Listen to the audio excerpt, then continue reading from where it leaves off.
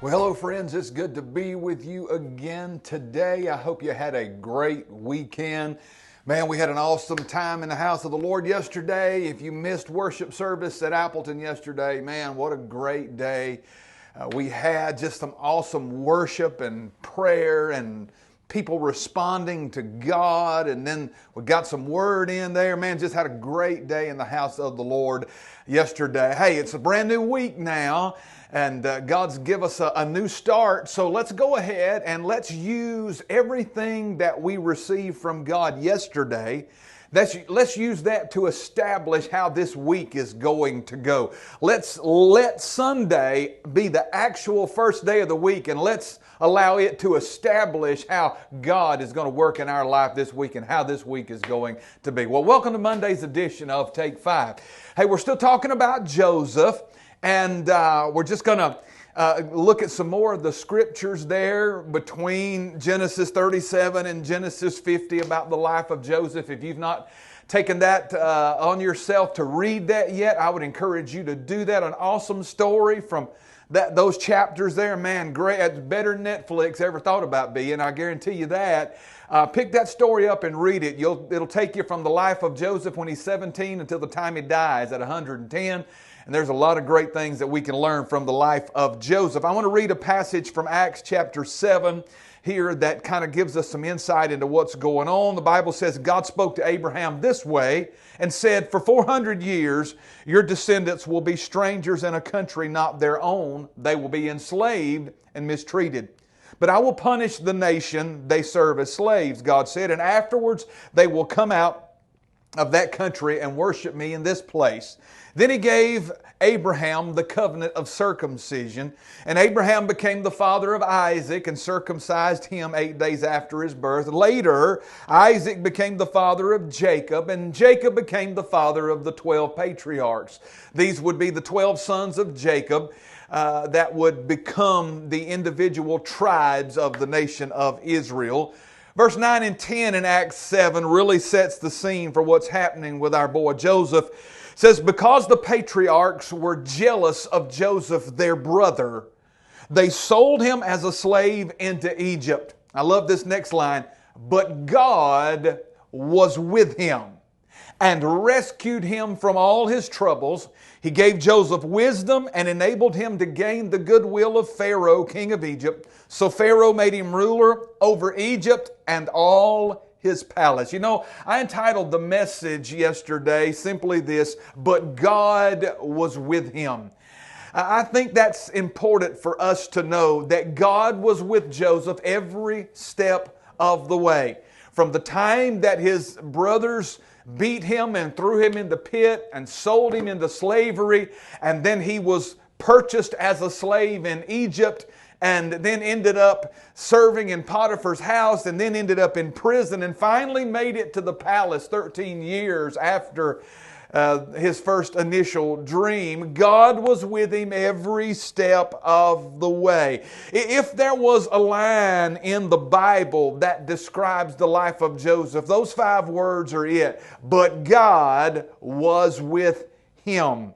There's really nothing else you need to know. When you say, "But God was with him," that's enough. Because if God's with you, He makes every place that you are, He causes you to be victorious in that place.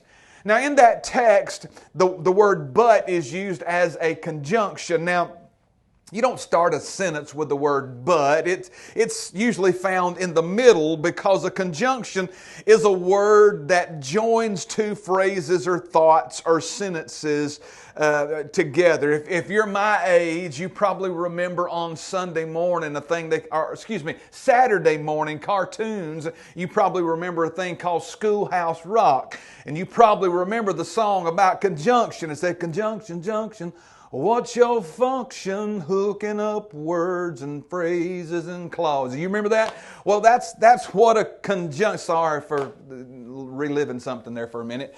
That's what a conjunction does. It connects phrases and clauses and thoughts together. When this word, the word "but," is used as a conjunction, it reverses the direction of the thought or the phrase. For instance, our text said, his brothers sold him as a slave, but here's the reversal, God was with him. That's a divine reversal any way you want to look at it. When you say but God, it changes everything. A few examples from the scriptures. Psalms 30:5 says, "For his anger is but for a moment, his favors for a lifetime. Weeping may endure for the night." Watch the reversal. But joy comes in the morning. You see that reversal using that conjunction? Psalm 34:19. "Many are the afflictions of the righteous." Watch the change, watch the turnaround. "But the Lord delivers them out of them all." And then in Ephesians 2, the Bible said we were dead in trespasses and sin, but because, see that reversal? Because of God's great love, He has made us alive in Jesus Christ.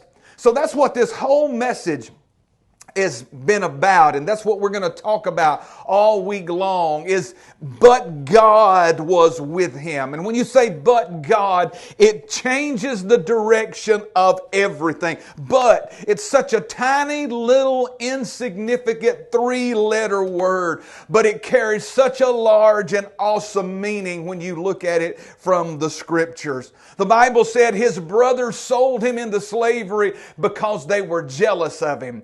They hated him. Genesis 37 and 39 says they sold him into slavery.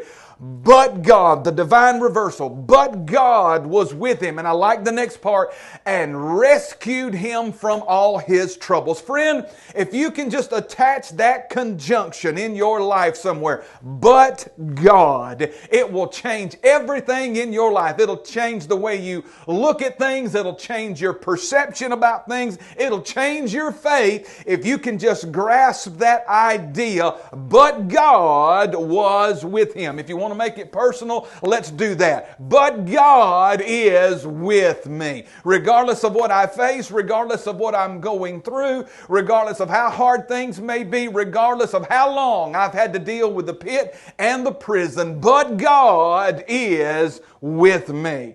It's good to know that the maker of all the storms and the maker of everything is with us, because when He's with you, that means your boat is not gonna go down. Well, hey, hang out with me this week. We're going to talk about this subject some more. We're going to learn what I believe are some pretty valuable things from the life of Joseph and dealing with this subject, but God was with him. Hey, I'm thankful to be here with you today. I look forward to being with you tomorrow on Tuesday's edition of Take 5. Till then, God bless you. Have a great day. Remember this, friend, for whatever is going on in your life, God is with you. Let that make a divine reversal in your life, in the way you think, the way you feel, and the way you have faith in your circumstance. Have a great day, everyone.